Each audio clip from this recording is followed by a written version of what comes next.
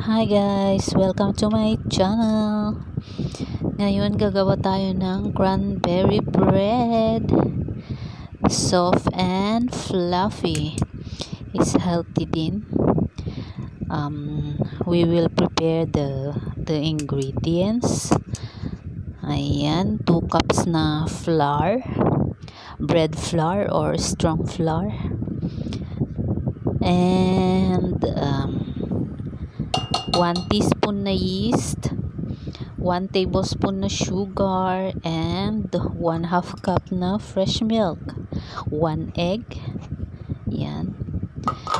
Beat all together.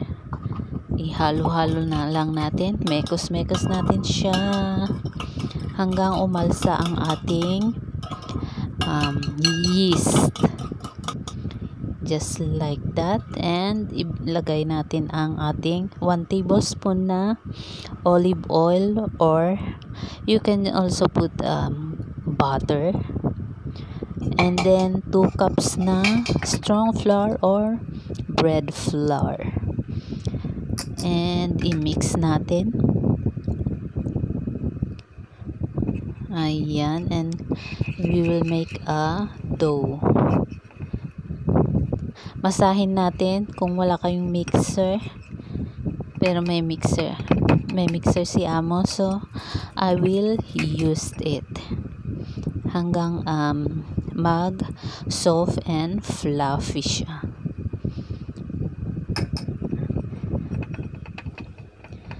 Hi guys, sa mga hindi pa nag-subscribe sa akin, baka naman please subscribe and comment para masundan ko kayo. And thank you sa aking mga subscriber at saka sa aking viewers. Maraming salamat. Yan, around 5 to 8 minutes hanggang mag-soft siya and fluffy. And palibutan natin siya ng olive oil para hindi siya madikit doon sa cling wrap natin, and cover natin for 1 hour, or mag double size yung dough natin. And this is it, pansit. Ayan, umalsa na siya, so we will prepare the bread.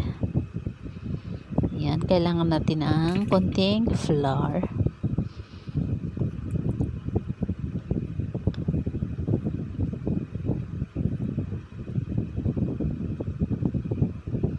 Sundan lang natin ang ating video.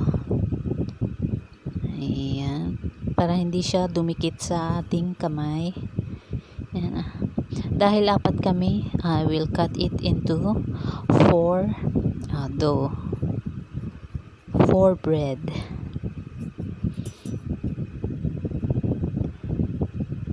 Cut natin ng 4.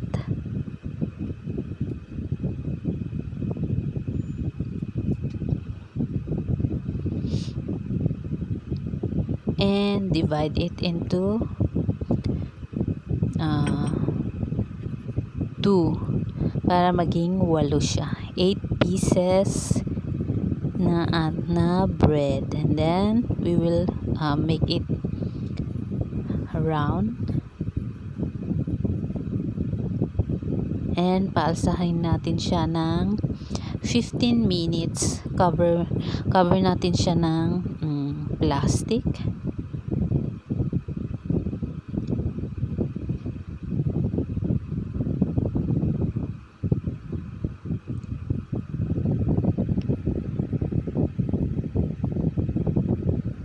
Ang ating recipe I will write at the description down below.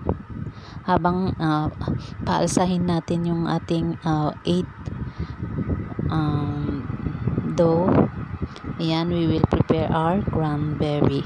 If you have also the raisin, you can mix too. Yan, ikat natin siya ng maliliit.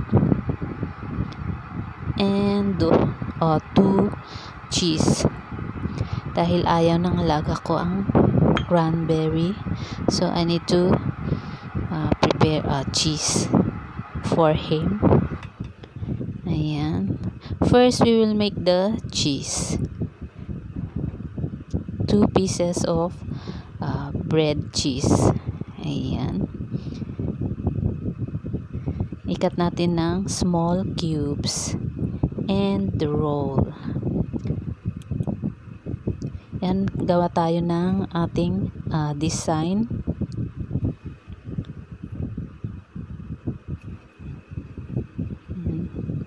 Yan, and then i-roll natin siya. Madali lang guys, just follow the video. Okay, done. Yan, cut na natin ulit.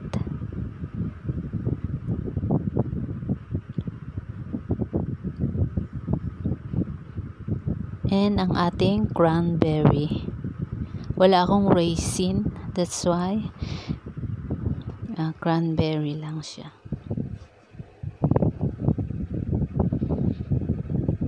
Yan, just roll and well done. Yan, ganyan siya guys. And cover natin ulit ng 1 hour. Yan, para umalsa siya. Okay, 1 hour, and after 1 hour brush natin ng beaten egg. Yan, and we will bake 18 minutes 200 degrees Celsius. Yan, bake natin siya ng 18 minutes and done. Ganyan siya guys. It's very easy. You can do it too. Ayan, enjoy. Thanks for watching. Bye.